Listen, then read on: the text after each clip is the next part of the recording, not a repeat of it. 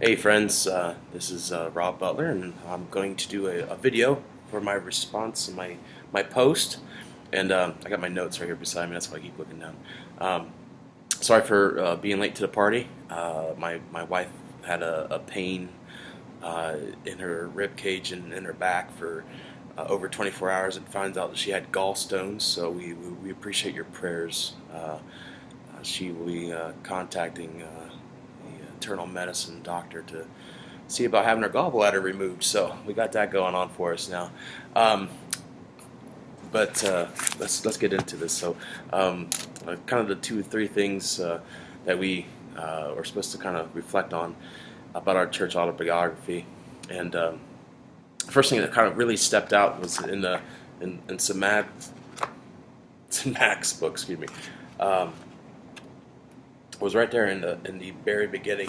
The idea of waking up, and of course, to me, it's that to me is salvation, and the idea of like Ephesians 5, 12 through 14, the wake up, O sleeper, and Christ shall shine upon you. And so it really hit me and struck me, and in that he has those questions that he's asking um, about the child with the septic foot, but why? She stepped on the floor, and why has no shoes? Why she has no shoes? Her father can't afford anything. Why? Because she has no money to buy the shoes, but why? Because he gets paid very little. Why? Because they have no trade union. Why?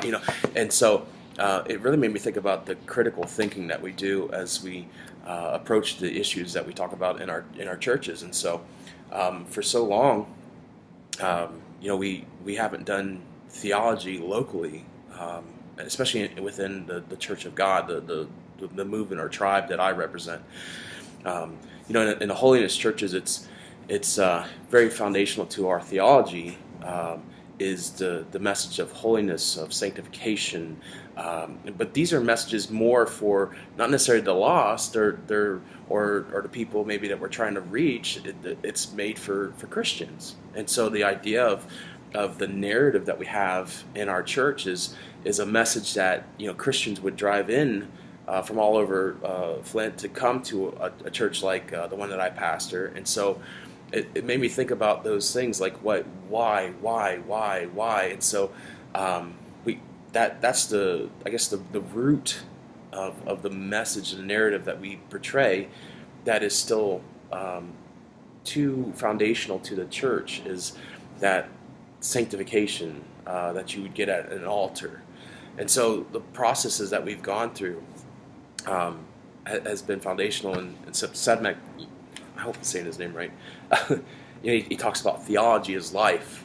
And it talks about life, and I wrote down these ideas of that's what we've been talking about, is we've been acknowledging the life of the church and acknowledging how some of the preaching has been, or the preaching, the message there, everything that the church has represented, the practices and everything has created poor experiences for people that they're more worried about stepping out of line with God and being struck down by His wrath, or the guilt trips for having temptations, or and I talk about a lot in the sermon series we're doing right now about the trap of religion, and getting into the new practice, getting back to our first love.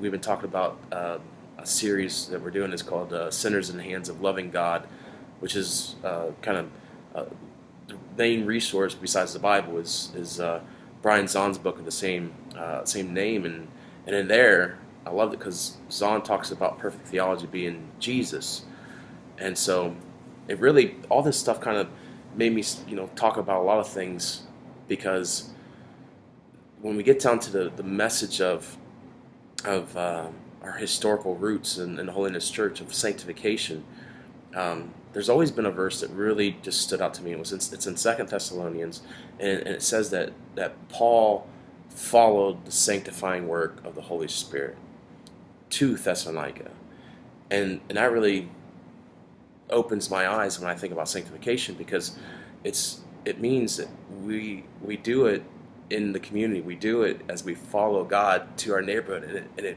brings back up that great thing that, obviously we're asking the wrong questions, because the real question, like what is in our lectures and in our reading, is that what is God up to in our neighborhoods? And so there's a perfect representation for the narrative in the holiness churches to change our mind about what sanctification looks like. In a practical theology cycle sense, we keep having these conversations in our church, and keep having these conversations about how all these things that have worked well in the past. And I just had one Wednesday night with a gentleman. He was talking about something that he really enjoyed and thought that would be prosperous is a new launching of small groups, and that's in the works and everything. But it was so interesting because we were talking about duty, and we were in Ecclesiastes, and we got to this idea of, I was talking about how all these things that Solomon says is meaningless, and one of them was tradition, and tradition is meaningless. In Ecclesiastes 7, it says, don't say, why are the old days better than these? It's not wise to ask these questions.